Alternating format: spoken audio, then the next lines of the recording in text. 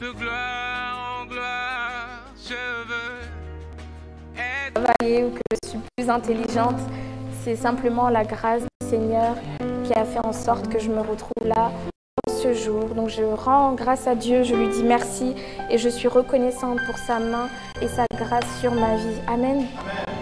J'aimerais également remercier et rendre grâce à Dieu également pour mes parents biologiques ainsi que mes parents spirituels, les pasteurs Alain et Hélène Bengui. Merci à vous de m'avoir donné cette opportunité et ce privilège d'apporter la parole au peuple de Métanoïa. Que Dieu vous bénisse pour ça. J'aimerais remercier également le pasteur à l'église où je suis en ce moment, le pasteur Kelly. Je le salue et je lui dis également merci pour son ministère. Et enfin, je salue également, qui n'est pas présent avec nous aujourd'hui, mais mon mari qui me soutient et m'aide beaucoup dans l'œuvre que le Seigneur m'a appelé à faire. Que le Seigneur le bénisse également. Et je vous bénis, vous, peuple de Dieu, qui êtes là ce matin, qui êtes venus, vraiment que le Seigneur se souvienne de vous. Vous avez fait le choix de laisser avec notre relation avec le Saint-Esprit. Comment est-ce que nous sommes avec lui? Amen. Et ce matin, nous allons parler de la communion, la communication avec le Saint-Esprit. Amen. Amen. C'est ce message que je vous ai apporté de la part du Seigneur. Et pour cela, nous allons commencer à lire deux passages qui vont nous introduire dans notre sujet du jour. Nous allons lire la Bible dans l'épître aux Corinthiens, 2 Corinthiens chapitre 13, verset 13, puis nous lirons Jean chapitre 16, verset 7.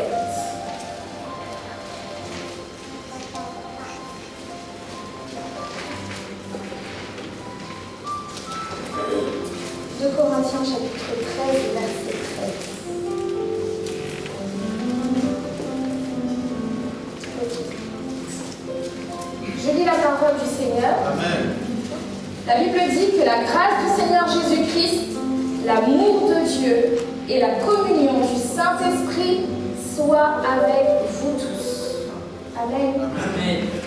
Je relis que la grâce du Seigneur Jésus, l'amour de Dieu et la communion ou la communication du Saint-Esprit, dans cette version c'est la communication du Saint-Esprit, soit avec vous tous. Dans la version Semeur, il est dit « et la communion du Saint-Esprit soit avec vous tous ». Amen. Amen. Dieu nous offre premièrement sa grâce afin de pouvoir expérimenter son amour et tout cela dans la communion avec le Saint-Esprit.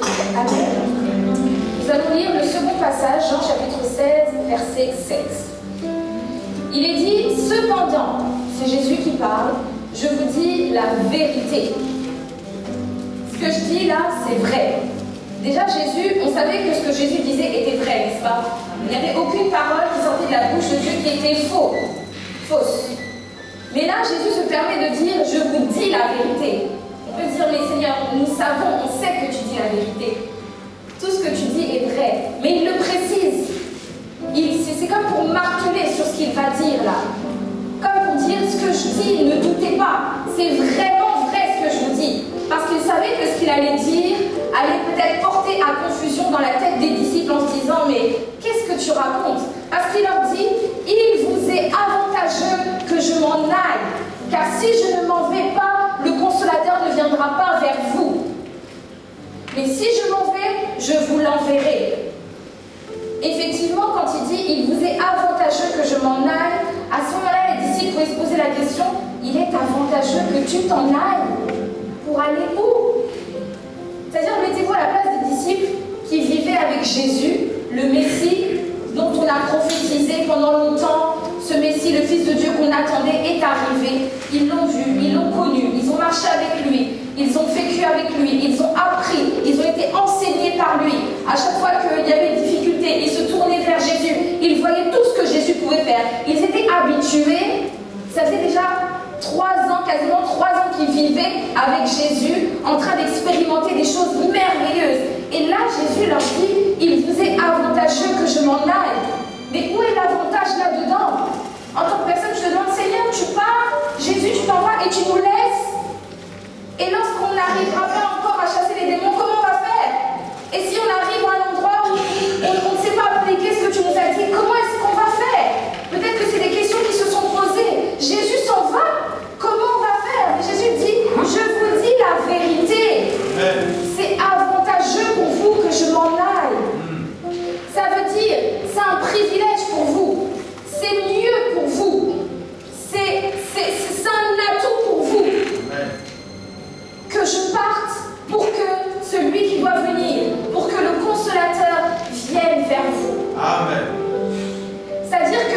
c'est mieux que le Saint-Esprit, maintenant qu'il est là, soit là parmi nous que quand Jésus était là physiquement. Pourquoi? Parce que Jésus était limité en tant qu'être physique, non pas en tant que Dieu, bien entendu, mais Jésus en tant que personne vivant dans un corps, il était limité. C'est-à-dire que Jésus pouvait être ici et ne pouvait pas être là-bas en même temps, parce qu'il avait un corps comme nous. Jésus, lorsqu'il parlait à quelqu'un, il ne pouvait pas parler à un autre.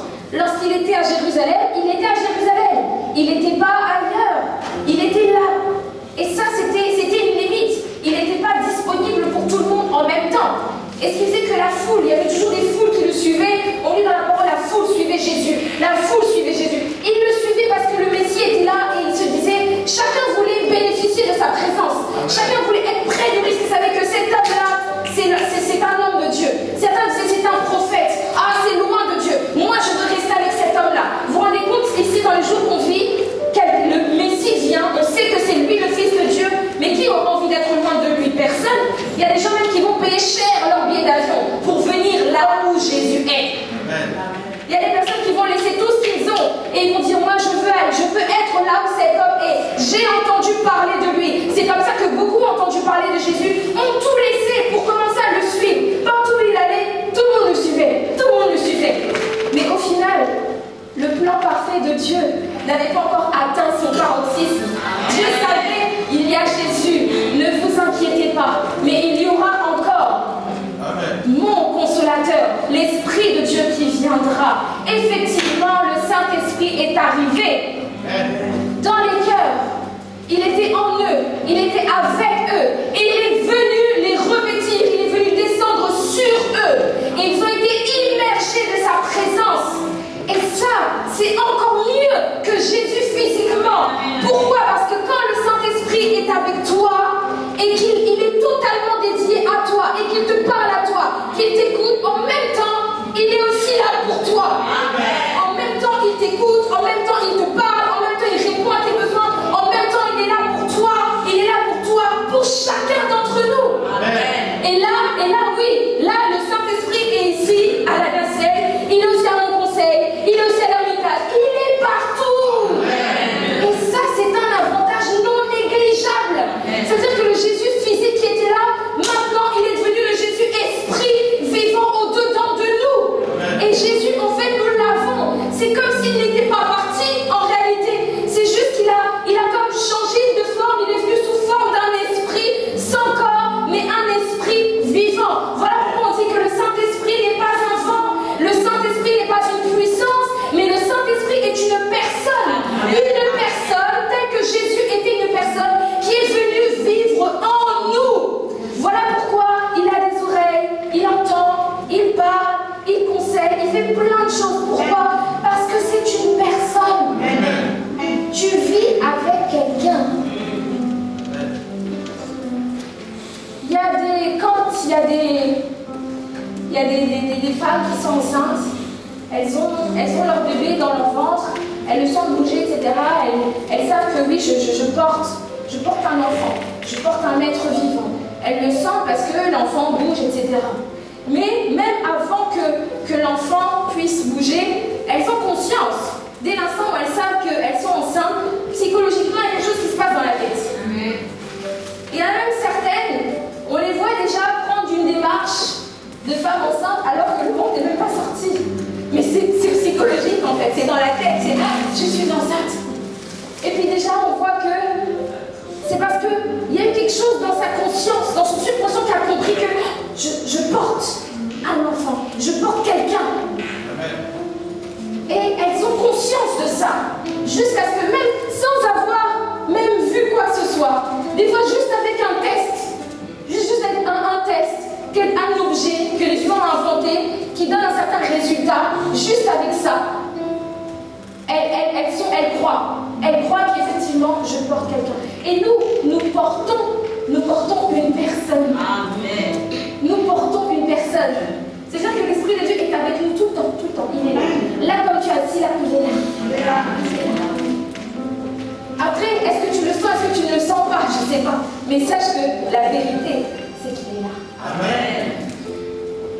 Et comme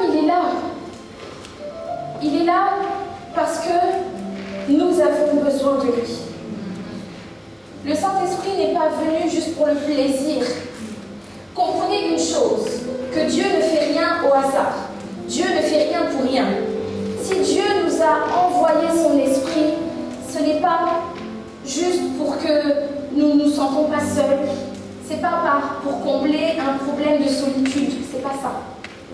C'est pas pour qu'on ait de la compagnie. C'est pas ça non plus. Mais si Dieu a envoyé son esprit, c'est parce que nous en avons besoin. Et il savait que sans ça, vous ne pouvez pas. Amen. Sans ça, vous n'arriverez pas. Ce que j'ai besoin de faire avec vous, ce que Dieu a besoin de faire avec nous ici sur la terre, sans son esprit, nous ne pourrons pas. C'est ainsi qu'il nous a envoyé son esprit. Et le Saint-Esprit nous est indispensable. Amen. Le Saint-Esprit est indispensable pour nous. On ne peut pas se passer de lui. On ne peut pas se passer de lui. On doit vivre avec lui. On doit lui parler. On doit l'entendre, l'écouter. Parce qu'il vient pour nous guider. Il vient pour nous rappeler les choses que Jésus avait dites. On va lire dans Jean chapitre 16, verset 7, à partir du verset 7.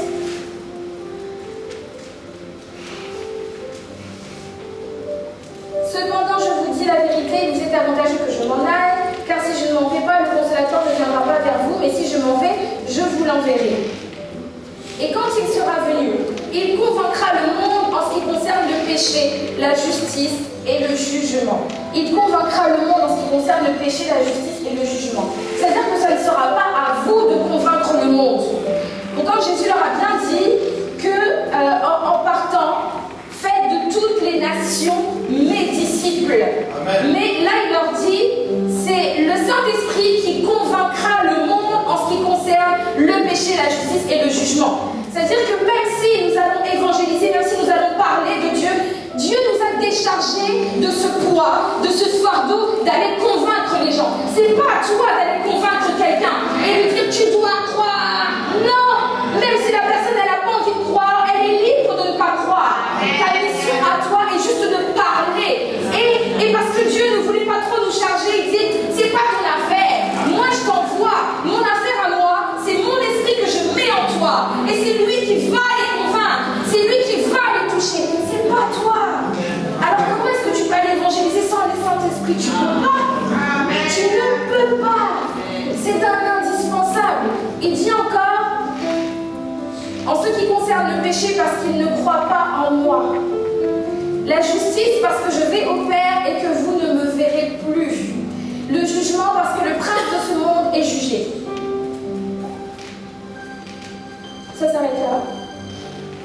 Ensuite, à partir du verset 13, quand le consolateur sera venu, l'esprit de vérité, il vous conduira dans toute la vérité.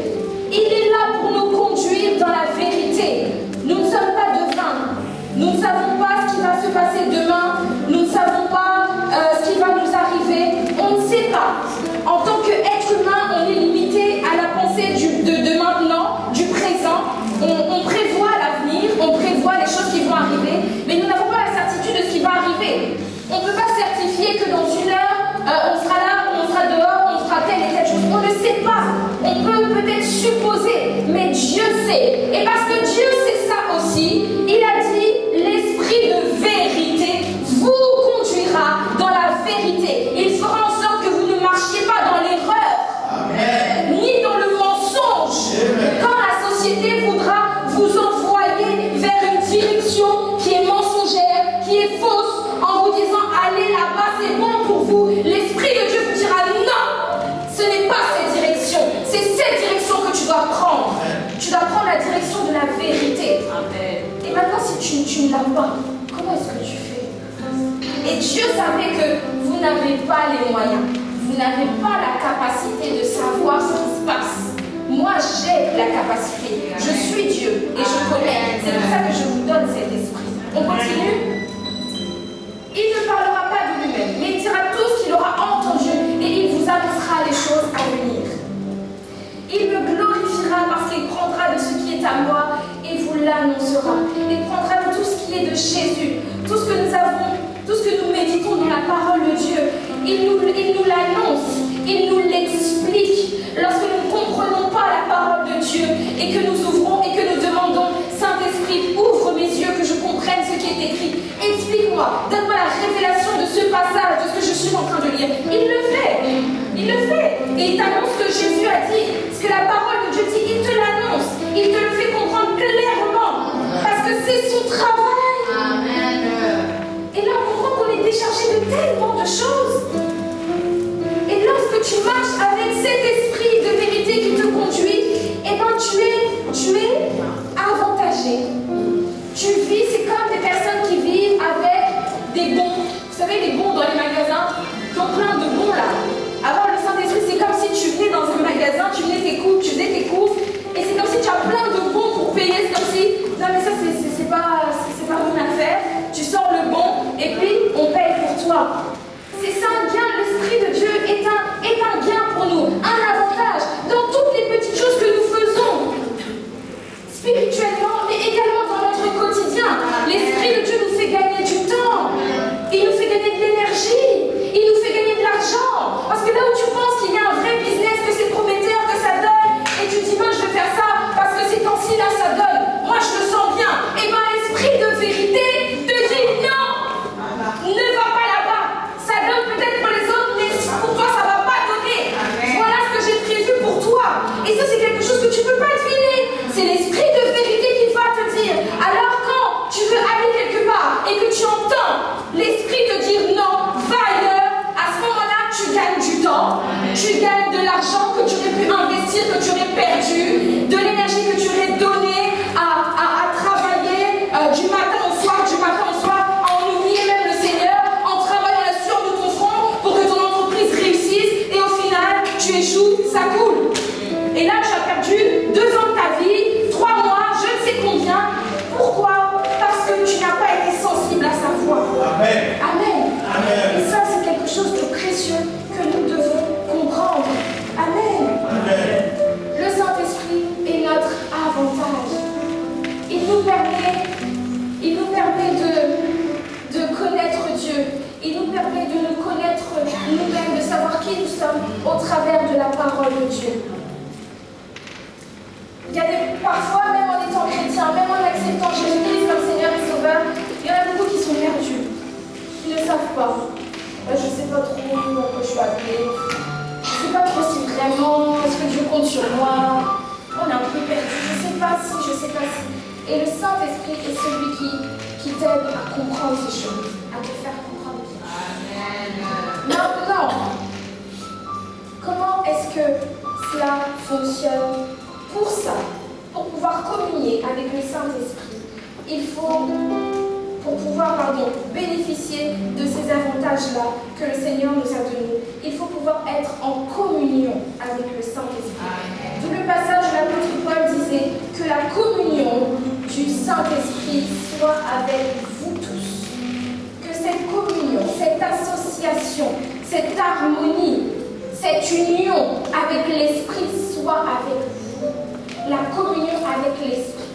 C'est-à-dire que tu entretiens une relation avec le Saint-Esprit.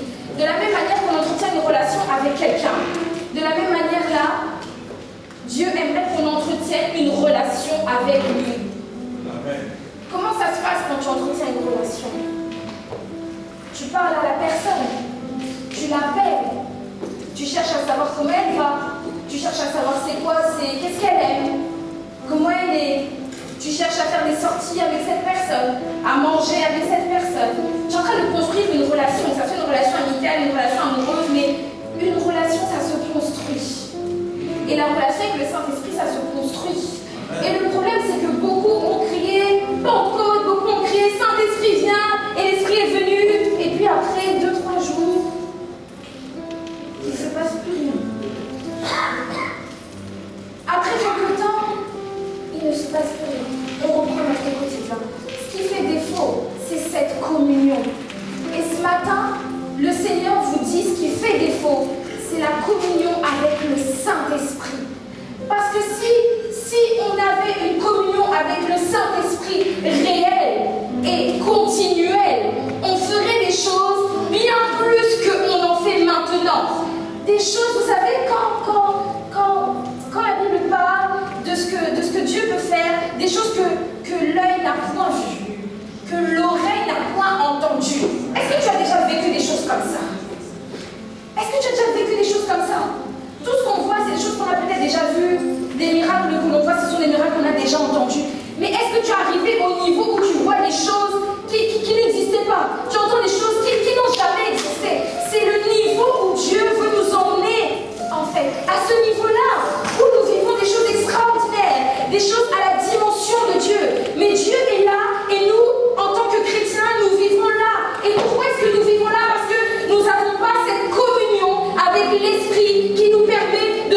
rapprocher de Dieu et qui nous permet de penser comme Dieu, qui nous permet d'être comme Dieu et qui nous permet de manifester Dieu.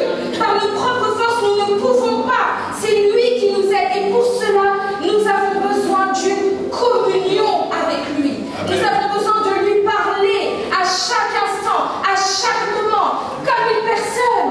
Amen. Parce qu'il est une personne. Amen. Et vous savez quoi?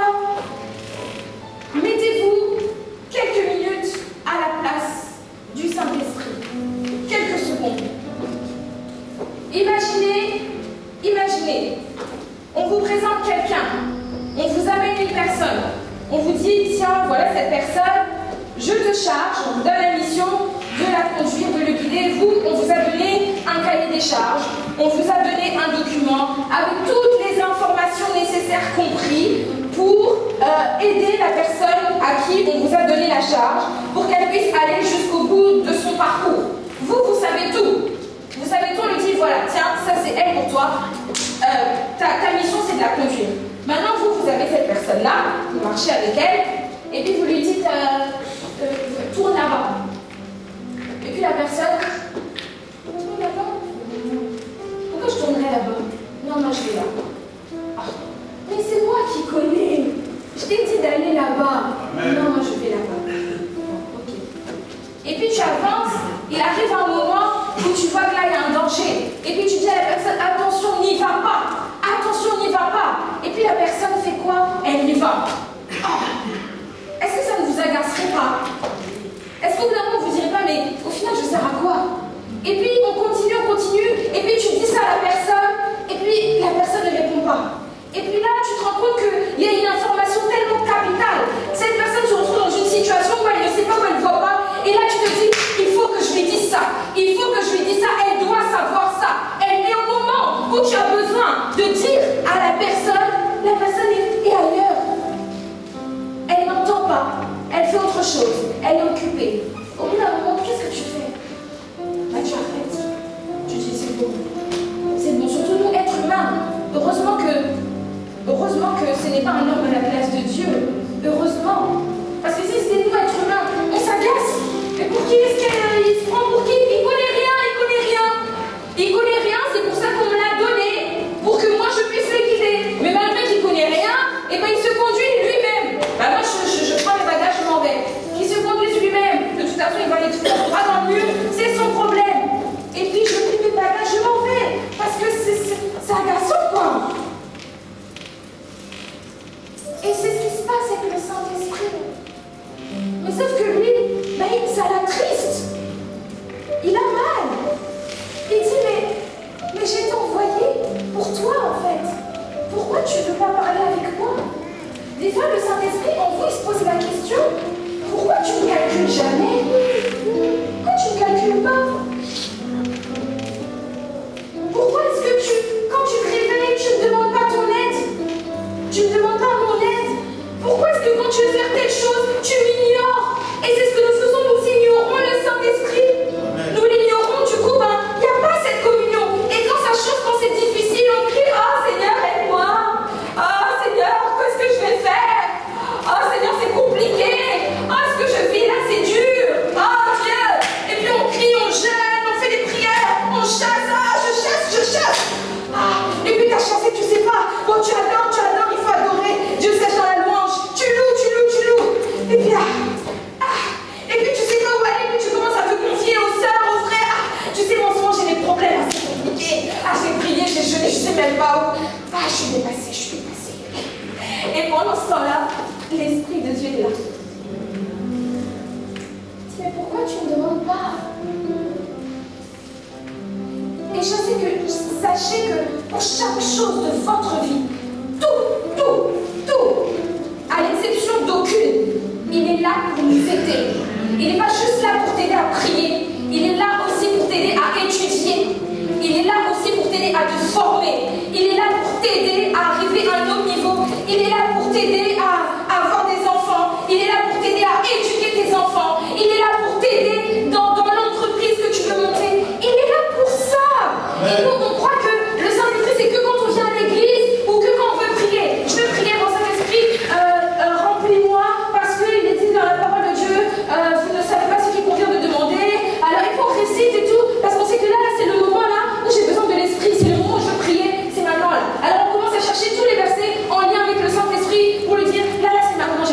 Là, je vais prier et je sais qu'on ne peut pas prier sans le Saint-Esprit. Saint-Esprit, viens, prie-moi par des soupirs inexprimables. Et si on était une personne, comme je vous ai dit tout à l'heure, à la place du Saint-Esprit, moi, je me dirais, non, j'ai pas envie. Parce que quand je te parle, je te dis plein de choses, tu ne me calcules pas. Et c'est quand c'est dans ton intérêt à toi de vouloir que ta prière soit peut-être exaucée, c'est là que tu viens me demander que je vienne intercéder par les soupirs inexprimables. Je ne peux pas. Parce qu'une relation, c'est pas comme ça que ça se passe. Tu abandonnes pas quelqu'un que tu ne parles plus depuis longtemps, depuis des années, et puis un beau jour tu viens, ah ouais non là j'ai besoin, là c'est chaud, j'ai besoin de bras, là il faut faire des travaux, toi t'es intelligent, tu sais faire des calculs, tout ça, j'ai besoin que tu fasses ça pour moi, et tout et tout. Hey, c'est comment? On ne se permet même pas de faire ça avec des êtres humains qu'on voit. On se permet pas. Parce qu'on sait que si on le fait, on va dire, ah non, la personne là va m'insulter, hein. Elle va dire que là vraiment j'ai des problèmes. Mais on se permet de faire ça avec Dieu. Comprenez une chose, que dans la communion avec le Saint-Esprit, dans la relation qu'on a avec le Saint-Esprit, c'est pas pareil qu'une relation qu'on a avec un être humain. C'est-à-dire qu'avec le Saint-Esprit, il y a un rapport de hiérarchie là. Dieu, il est au-dessus. L'Esprit de Dieu, il est au-dessus de nous. Et nous devons être soumis. Donc il doit y avoir un rapport d'obéissance et de soumission. C'est-à-dire que quand tu décides d'accepter Christ et de marcher selon l'Esprit, tu ne discutes pas. Amen. Parce que celui qui te parle est plus élevé que toi. Et nous, parfois, on cherche à discuter. Mais tu veux discuter quoi? Moi, je suis Dieu. Toi, tu es le Fils, tu es l'enfant. Qu'est-ce que tu veux discuter? Là, il y a un rapport. Et il y a une obéissance, une soumission que l'on doit avoir. Et lorsque nous nous soumettons à lui, c'est alors qu'il commence à nous parler. C'est alors qu'il commence à nous dire des choses. C'est alors que là, tu sens que il se passe quelque chose.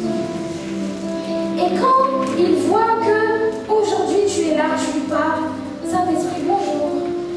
Bonjour Seigneur, je viens te voir ce matin parce que je suis contente que tu m'as réveillée, ça fait du bien, passons la journée ensemble. Dans la journée tu lui parles, ah c'est dur là, mais c'est pas grave, on y va, on va ensemble, ça va aller. Et puis le soir tu arrives, merci pour cette journée. Le matin tu te réveilles, hello, comment tu vas? Moi ça va, allons-y encore. Et puis le surlendemain et ainsi de suite, il se dit, hé, lui là, il me calcule, il se soucie de moi, il prend conscience que je suis là. Bah aujourd'hui je vais lui répondre. Et puis un beau jour tu dis, tu viens et tu pries, tu dis, ah Seigneur, je viens dans ta présence ce matin. Et là il décide de te parler. Il dit, moi aussi je t'accueille dans ma présence ce matin. Je t'invite, viens. Et puis tu sais quoi, aujourd'hui tu vas rencontrer telle et telle chose, mais fais les choses plutôt comme ça. Puis tu dis, oh, il y a eu quelque chose aujourd'hui. J'ai l'impression d'avoir entendu quelque chose. C'est le Saint-Esprit là qui t'a parlé. Parce que tu as décidé de lui prêter attention. Et là, il t'a dit quelque chose. Et souvent, quand c'est comme ça, ce qui se passe, c'est qu'après ça, on est tellement content, on est surexcité, et puis c'est fini. Il y en a beaucoup qui ont connu des pics de communion, d'intensité, où tu es content, ah ouais. Et puis le lendemain, tu pries, encore, et puis il te parle, ah ouais. Et puis après, tu penses que c'est acquis. Et puis le lendemain, tu dis, bon, de toute façon, il me parle là. Donc, comme il me parle, on est amis, quoi. On est devenus intimes. Mais sauf que tu oublies que l'intimité exige aussi de poser des actes. Et ça s'entretient. Et du coup, bah, qu'est-ce qu'il fait? Il s'attriste parce que tu l'as abandonné. Et il ne parle plus. Dieu nous a donné son esprit pour que nous soyons différents des êtres humains qui ne le connaissent pas. Il y a une différence entre ceux qui servent Dieu et ceux qui ne le servent pas. Aujourd'hui, on doit voir un chrétien et voir un païen, on doit dire lui, il a quelque chose, il a autre chose. Vous savez, lorsque ça peut paraître un peu terre à terre, mais en même temps, les choses de Dieu sont parfois tellement simples à comprendre. Souvent, moi, quand je regarde les films des super-héros, les Marvel, tout ça, on voit des gens, mais je me dis, waouh, on voit des super-héros, des gens qui sont capables d'aller sauver le monde. Il y a un danger là-bas, il entend danger là-bas, il arrive, il fait les choses, il se transforme.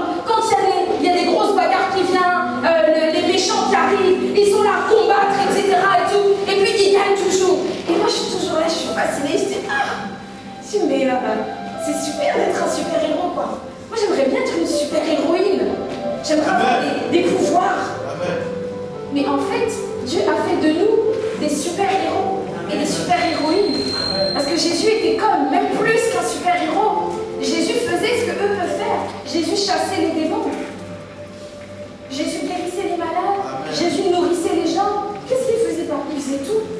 Et comme il est en nous, c'est-à-dire que nous sommes dans la même capacité de faire ces choses. Amen. Imagine que toi tu fais ça dans le milieu où tu vis. Que toi aussi tu fais ça dans le milieu où tu vis. Etc. Que toi tu fais ça. Imaginez qu'à l'école où vous êtes, vous faites ça. Imaginez.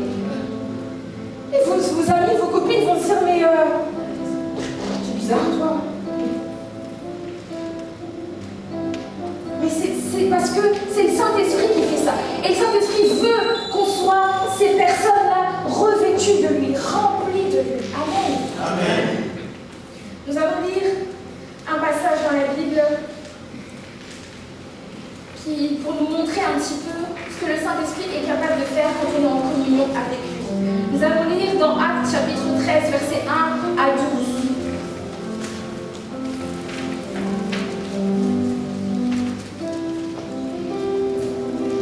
La Bible dit, il y avait dans l'église d'Antioche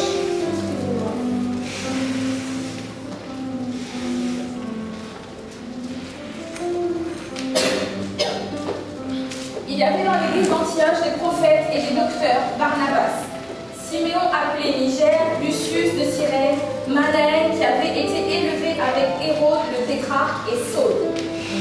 Pendant qu'ils servaient le Seigneur dans leur ministère et qu'ils jeûnaient, le Saint-Esprit dit, mettez-moi à part Barnabas et Saul pour l'œuvre à laquelle je les ai appelés. Eux, ils servaient simplement. Pendant qu'ils servaient, le Saint-Esprit a dit, mettez-moi à part. Le Saint-Esprit a parlé, il s'est révélé. Il a dit, j'ai besoin de mettez-les à part pour l'œuvre à laquelle je les ai appelés. Parfois, on s'inquiète pourquoi, pour la mission pour laquelle on est appelé. Et puis on est là, on cherche, moi je ne sais pas trop à quoi je suis appelée, puis on va faire des formations. Aujourd'hui, il y a beaucoup de, je ne dis pas que c'est mauvais, hein, mais il y a beaucoup de coaching spirituel, beaucoup de coachs en développement personnel, mais qui sont chrétiens, pour t'aider à découvrir ton appel, pour t'aider à savoir qui tu es, pour t'aider à être ceci, être cela. C'est pas mauvais, mais en fait, ils sont là parce qu'il y a un défaut de communion avec le Saint-Esprit. C'est parce que nous ne sommes pas en capacité de communier nous-mêmes avec le Saint-Esprit que, du coup, ces gens-là sont là pour nous aider. Mais en réalité, quand tu fais ce genre de formation, ceux qui sont chrétiens te disent, faut prier dans la présence de Dieu et c'est le Saint-Esprit qui va te dire. Moi, j'ai jamais fait de ces formations où je me disais, ah ouais, il n'y a pas de secret en fait. Non, il n'y a pas de secret. Le secret, c'est le Saint-Esprit. Alors, tu vas prier, c'est ton devoir. Et puis, pendant une semaine, tu vas demander au Saint-Esprit, dis-moi, qu'est-ce qui bloque? Pour qu'est-ce que j'arrive pas à m'épanouir? Et c'est le Saint-Esprit qui va te dire. Amen. Alors, après avoir jeûné et prié, ils leur imposèrent les mains et les laissèrent partir. Barnabas et Saul, envoyés par le Saint-Esprit, je précise, ils ne faisaient pas par eux-mêmes. Ils descendirent à Séleucie et de là, ils s'embarquèrent pour l'île de Chypre. Arrivés à Salamine, ils annoncèrent la parole de Dieu dans les synagogues des Juifs. Ils avaient Jean pour aide. Ayant ensuite traversé toute l'île jusqu'à Paphos, ils trouvèrent un certain magicien, faux prophète juif, nommé Bar-Jésus, qui était avec le proconsul Sergius Paulus, homme intelligent. Ce dernier fit appeler Barnabas et Saul et manifesta le désir d'entendre la parole de Dieu. Mais Élymas, le magicien, car c'est ce que signifie son nom, leur faisait opposition, cherchant à détourner de la foi le proconsul. Alors Saul, appelé aussi Paul, rempli du Saint-Esprit, fixa les regards sur lui et dit, « Homme plein de toute espèce de ruse et de fraude, fils du diable, ennemi de toute justice, à votre avis, qui c'est qui avait révélé ça à Paul? Est-ce que de lui-même, il pouvait savoir tout ça? Non, il ne pouvait pas. Mais quand il le regarde, regardez ce qu'il lui dit. Et ce qu'il lui dit, c'est vrai en plus.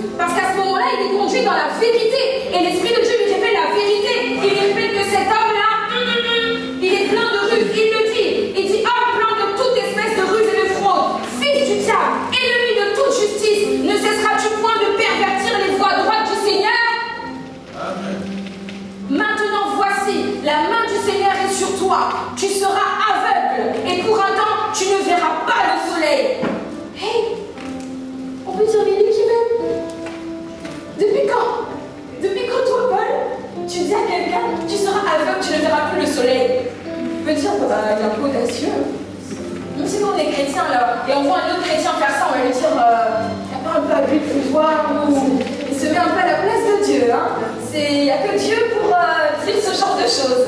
Toi, t'es humain.